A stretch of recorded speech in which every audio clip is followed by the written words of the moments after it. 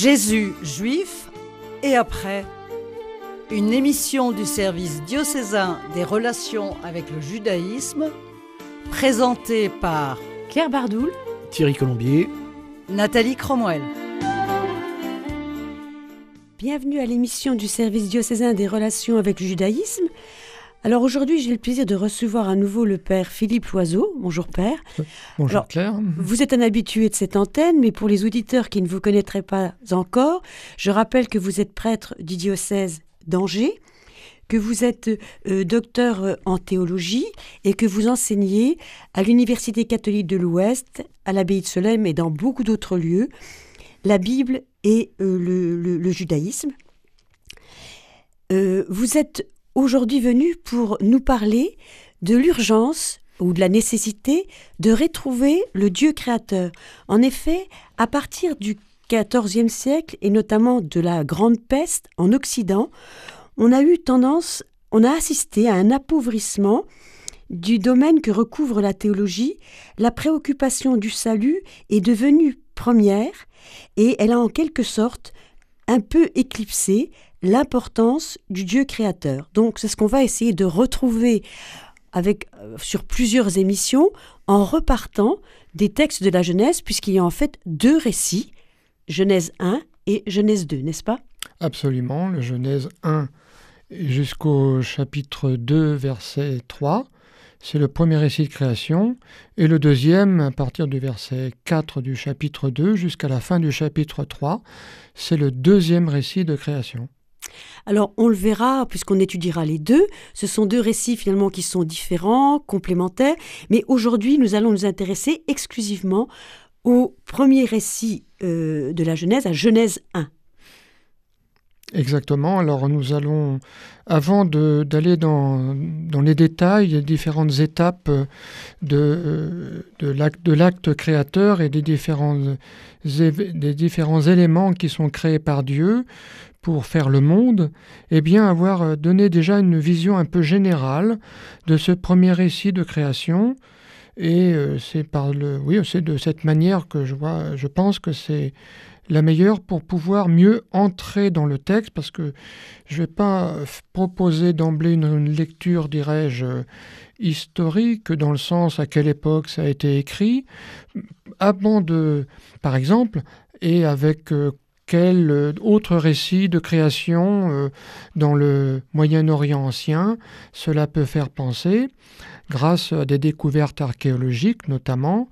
C'est aussi une façon de faire, mais pour le faire, il faut d'abord connaître le contenu de ce récit, et puis plus tard, on fera le deuxième récit, mais déjà pour le premier récit, au tout début de la Genèse, comment le texte est construit. Oui, donc avant d'entrer dans le texte, vous allez nous expliquer sa construction, c'est ça ? Oui. C'est parce qu'un texte, c'est un peu comme une maison. Et quand on entre dans une maison, elle peut peut-être avoir que le rez-de-chaussée, mais elle peut aussi avoir des étages.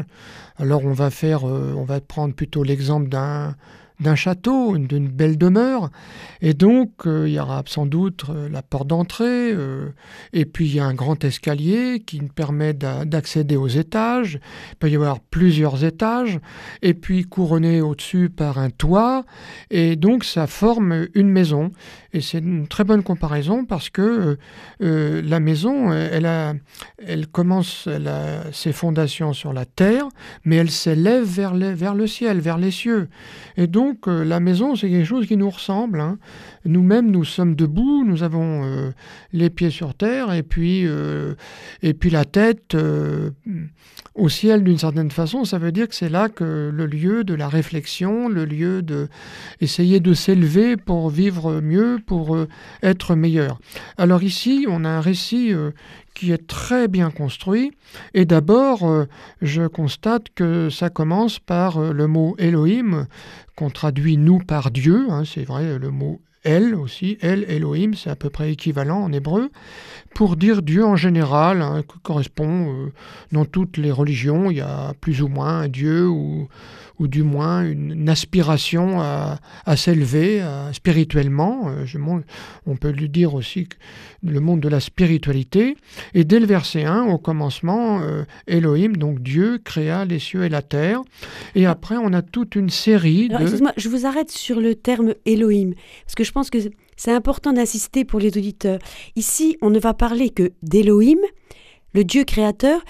C'est s'oppose à Yahvé, j'imagine. Ça veut dire qu'il y a une nuance entre les deux. Alors voilà, effectivement, vous avez bien fait de me retenir dans mon élan, à savoir qu'il y a plusieurs mots dans la Bible pour dire Dieu, le nom. Alors Elohim, c'est nous, Dieu, comme on dit Dieu en général. Il y a le Dieu pour les musulmans, Dieu pour plein d'autres religions, pour les juifs, pour les chrétiens, etc. Et puis après, il y a différentes confessions. C'est le mot général ou générique, ça veut dire habituel, pour dire cet être spirituel qui est à l'origine de la vie et du monde et du salut. Alors Elohim, c'est le mot général. Et chez les musulmans, c'est Allah. On a la même racine verbale. C'est l'équivalent. C'est l'équivalent. C'est-à-dire un Dieu assez lointain de l'homme Pas forcément, mais ça dépend de la conception que chaque religion se fait de Dieu, mais c'est quand même on pourrait prendre un langage philosophique, le tout autre. C'est comme, il y a Dieu et le monde, quoi. On peut dire ça, mais par contre, il y a des religions qu'on appelle panthéistes, où le monde et Dieu, c'est presque pareil, c'est-à-dire que le Dieu se fond, il est le vivant, donc il se fond avec la création. Il se fond, voilà, avec ce qui n'est pas du tout le cas dans la Bible. Alors, du moins, non, il y a une différenciation et on va en parler justement dès ce premier récit, effectivement. Alors, et puis autrement, le Dieu de Moïse, alors là, c'est un Dieu qui... c'est Yahvé, ça. Alors, c'est Yahvé, plus oui, si on veut, c'est-à-dire qu'on traduit, nous, par le Seigneur, dans la Bible de la liturgie et dans la traduction œcuménique de la Bible, dans la Betob. Et puis, c'est celui qui accompagne le peuple au cours de son histoire. Donc, c'est un Dieu proche, un Dieu qui intervient dans l'histoire. Alors que le Dieu créateur, lui, il est en distance par rapport au monde. Il y a Dieu et le monde.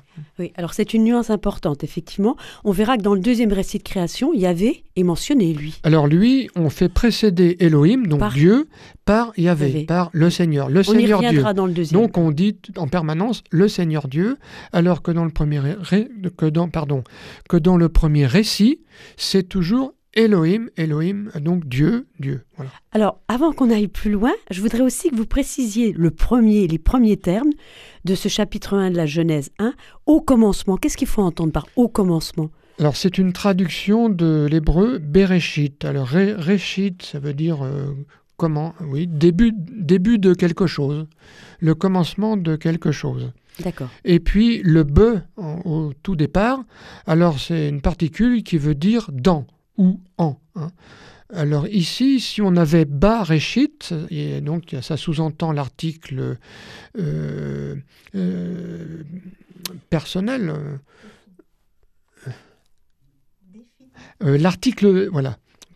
l'article défini, c'est ça, c'est-à-dire le, là, dans le commencement, en fait c'est be réchit, c'est-à-dire au commencement, mais plus précisément dans un commencement.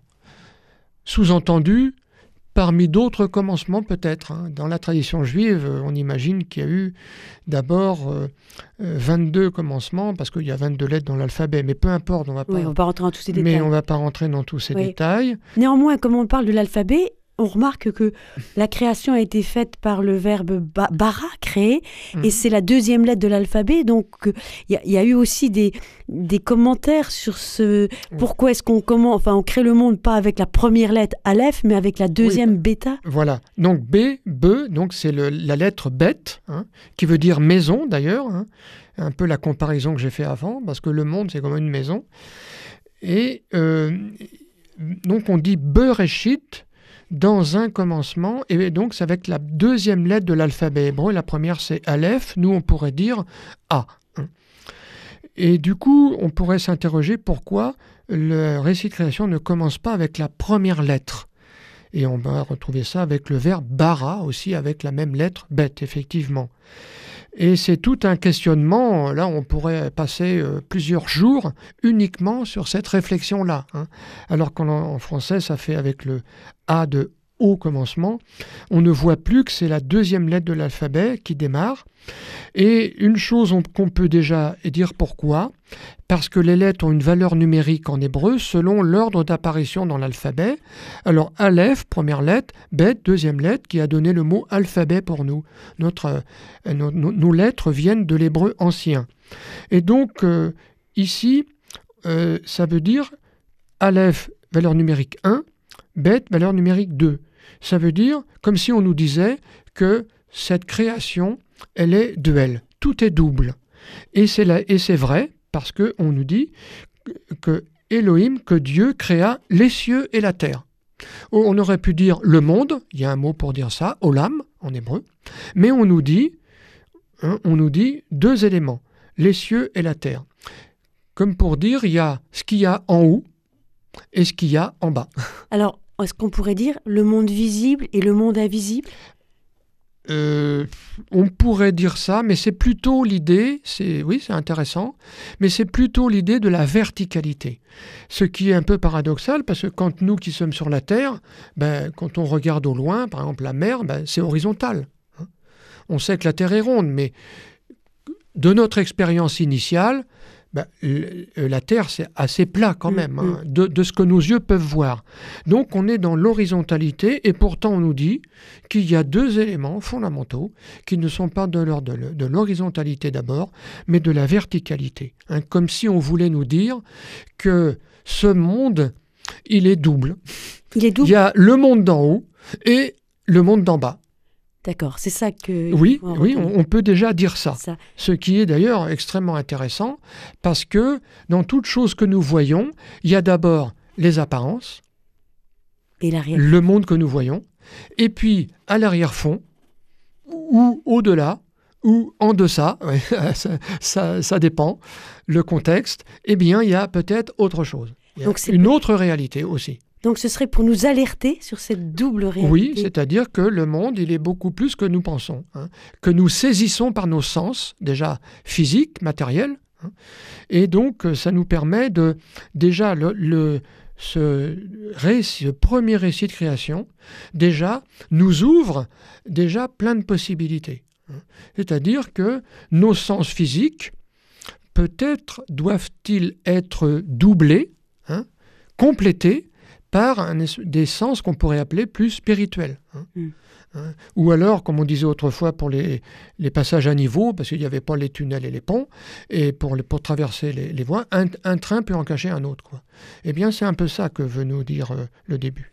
Alors, je rappelle aux auditeurs qu'ils suivent l'émission du service diocésain du Relation avec le judaïsme, et avec le père Philippe Loiseau, nous envisageons cette nécessité de redécouvrir le Dieu créateur, un peu occulté par le Dieu rédempteur, à partir des récits de création, et notamment dans le cadre de cette émission du premier récit de création de Genèse 1.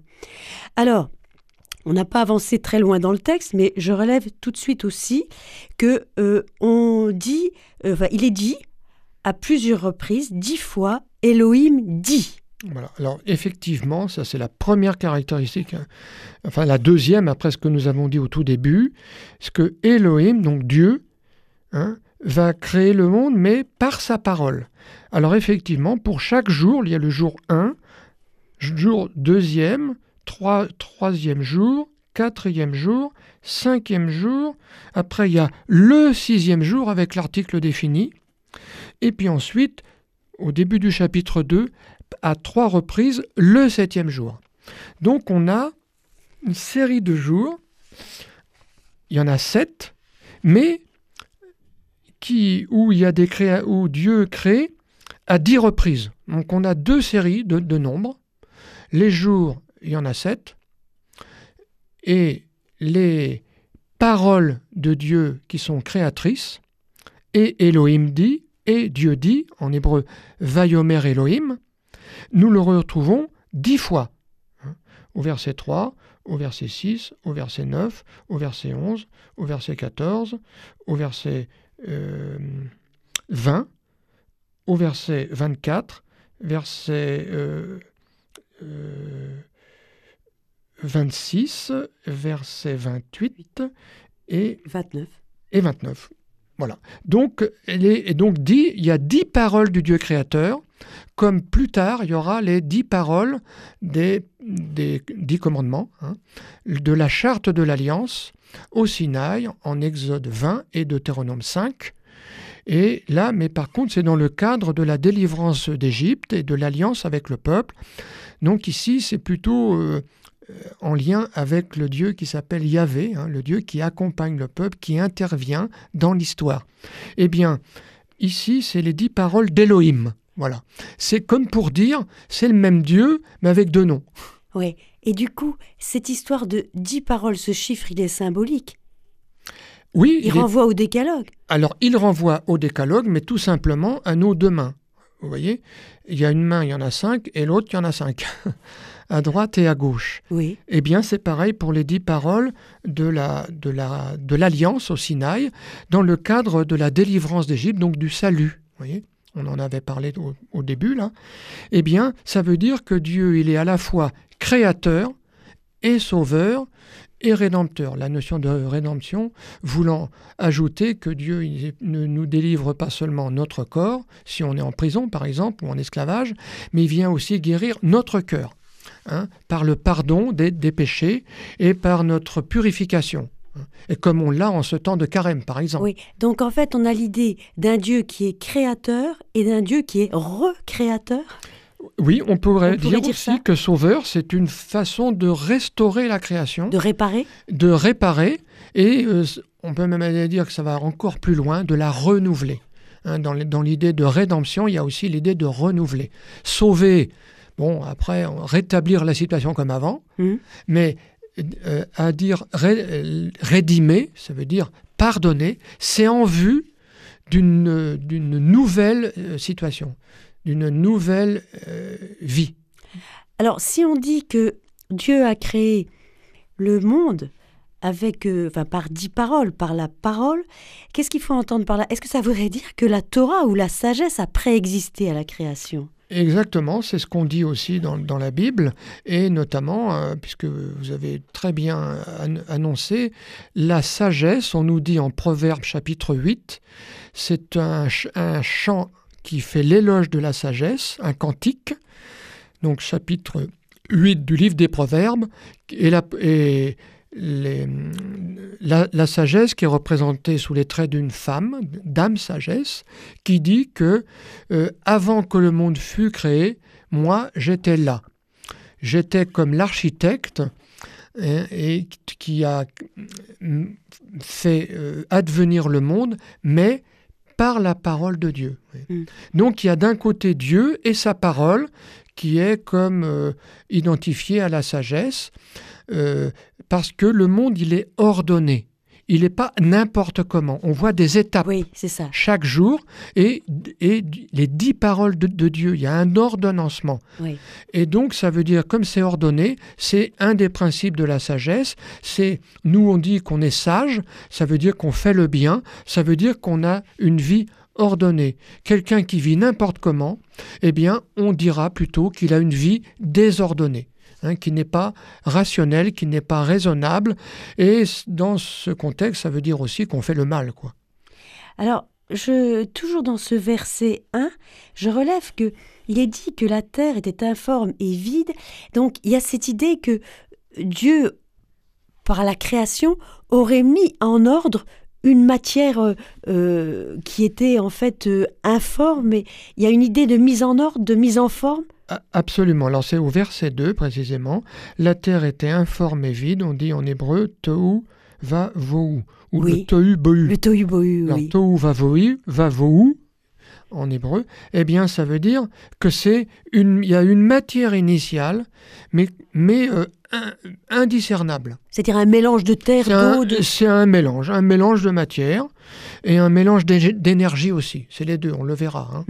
Et donc, ce mélange-là, il est indéfini, indifférencié.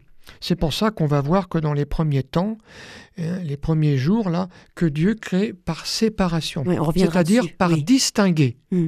C'est très important, ça. Oui, alors, et puis qu'il y avait les eaux, les ténèbres sur l'abîme. Voilà. Oui. Donc, il a mis de l'ordre, c'est ça. Alors, c'est ce que voilà. vous dites, c'est une question de mise en ordre. Oui, c'est une question de mise en ordre, mais pas seulement au plan matériel, puisqu'on a vu qu'il y avait 2 niveaux Oui. dans la création. Il y a la matière, et puis il y a autre chose.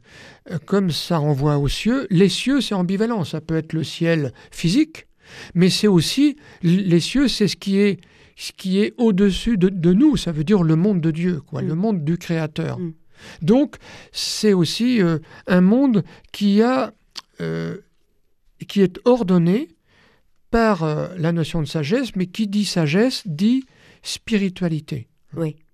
Il y a la dimension spirituelle qui est importante. C'est-à-dire qu'il y a une profondeur. Il y a un au-delà de ce que nos yeux voient. Oui. Alors, je reviens à cette idée de l'architecte, qui est la sagesse, mais quand on parle de parole, on pense toujours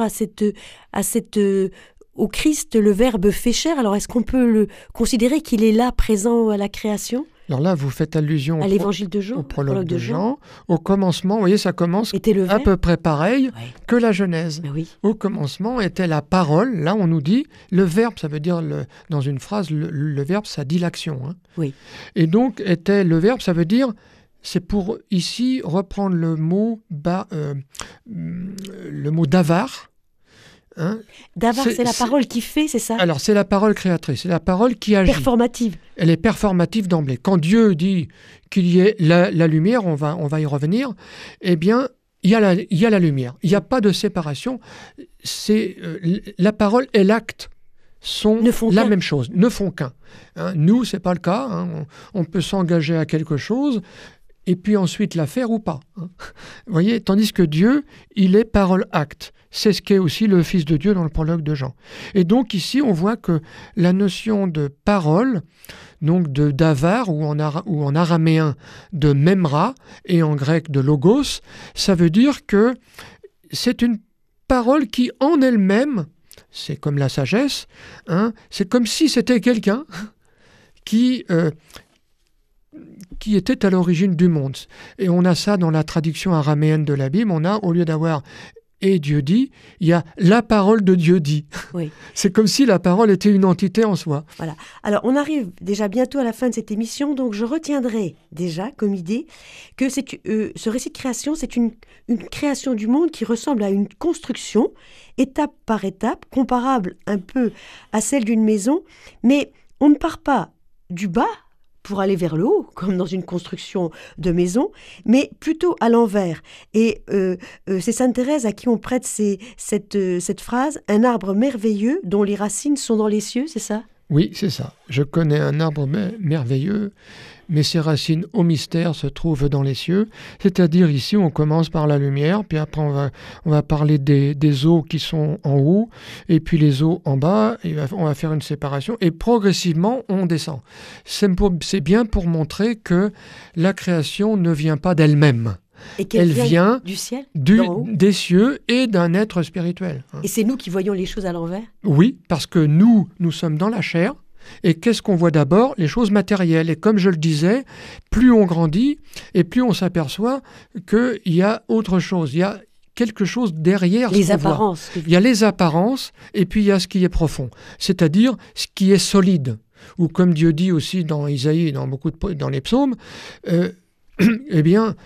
Le monde passera, mais mes paroles ne passeront pas. Oui, alors on va en rester là. On abordera la suite, parce qu'on n'a fait que effleurer le début, dans une prochaine émission où nous rentrerons plus dans le texte lui-même. Donc vous avez suivi l'émission du service diocésain des relations avec le judaïsme sur la redécouverte du Dieu créateur.